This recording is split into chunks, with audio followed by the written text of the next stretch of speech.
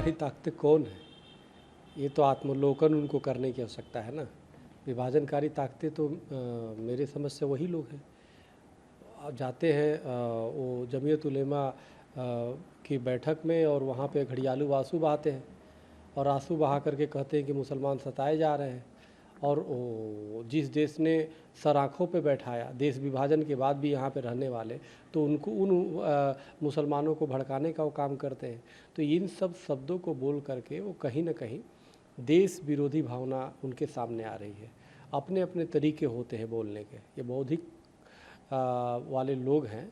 तो ये तरीके से कोई जा कर के भावुक होकर के मीटिंगों में कि मुसलमान बहुत बर्दाश्त कर रहा है और हम भाईचारा बनाए रखेंगे, तो ये कहीं ना कहीं जानबूझ करके उनको भड़काना होगा। क्या बर्दाश्त कर रहा है भाई?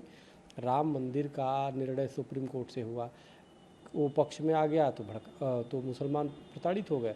हिंदुओं को इतने साल से राम मंदिर के बिना रहना पड़ा, उसका कोई मतलब नहीं। कृष्ण मंदिर को तोड़ दिया मुग़लों ने, अब मुग़लों के साथ आप खड़े हो आज भी। तो आप तो बहुसंख्यक भी, भारत ही ऐसा देश है जहाँ पे बहुसंख्यक वर्ग पे अल्पसंख्यक अन्याय कर रहा है, और मुग़लों के साथ जो विदेशी आक्रांता थे उनके साथ वो खड़े हैं और खुद कहते जी हमको सताया जा रहा है। तो ये विक्टिम कार्ड खेल रहे हैं, सच्चाई ये है, और ये बहुत दुर्भाग्यपूर्ण है। और ये कहीं ना कहीं देश को बदनाम करने की एक साजिश है।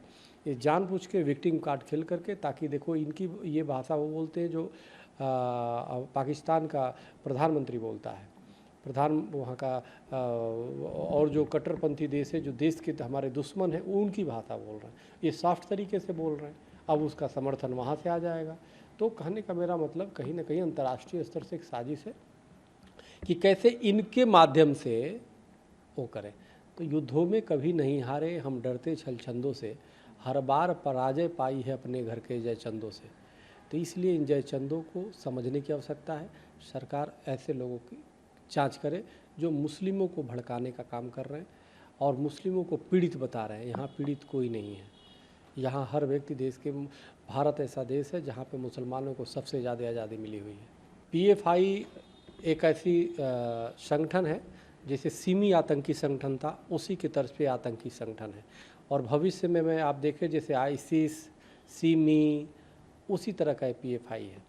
वीर सावरकर के भी खिलाफ इन्होंने बोला है, वीर सावरकर को गद्दार का शब्द का प्रयोग किया है और भी काफ़ी कुछ बोला है।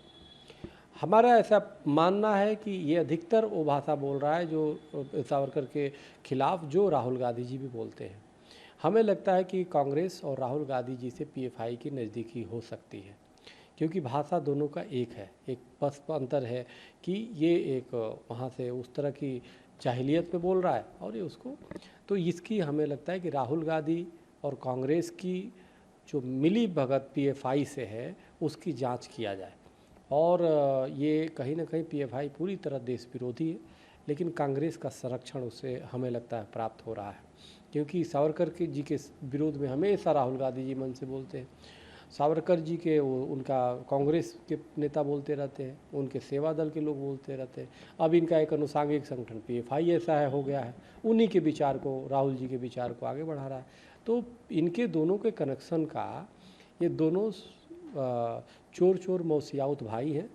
तो कृपया इनकी जांच की जाए और PFI को प्रतिबंधित किया जाए इस देश में। हमने माननीय प्रधानमंत्री मोदी जी से मैं मांग कर रहा हूँ, कई बार मैं ज्ञापन भी दे चुका हूँ इस बारे में कि PFI पे जल्द से जल्द प्रतिबंध लगाया जाए, अन्यथा ये निश्चित रूप से पाकिस्तान के इशारे पे, कट्टरपंथियों के इशारे पे देश विभाजन का, देश में गृह युद्ध कराने का कारण बनेगा। एक सवाल ये है कि पिछले साल भारत में 486 ईसाई विरोधी हमले हुए हैं, ये कहना है केरल के CM। नहीं, तो हमले हुए हैं और करीबन हज़ारों तो हिंदुओं पे हमले हो गए हैं। सवाल ये है काउंटिंग करना वो छोड़े, और केरल में हिंदुओं पे कितना अन्याय हुआ है, केरल में हिंदुओं की गोली मार दी गई है कितने संघ के लोगों को, और सरेआम हिंदुओं पे अन्याय वहाँ पे केरल में कितना हो रहा है ये सब जानता है। तो इसलिए हिंदुओं की रक्षा करें, सुरक्षा करें, क्रिश्चियन की भी सुरक्षा करें, सबकी करें। लेकिन आप क्रिश्चियन और इस तरह की जो बातें कर रहे हैं, ये कहीं ना कहीं अलगाववादी विचारधारा है और ये एक मुख्यमंत्री को शोभा नहीं देता।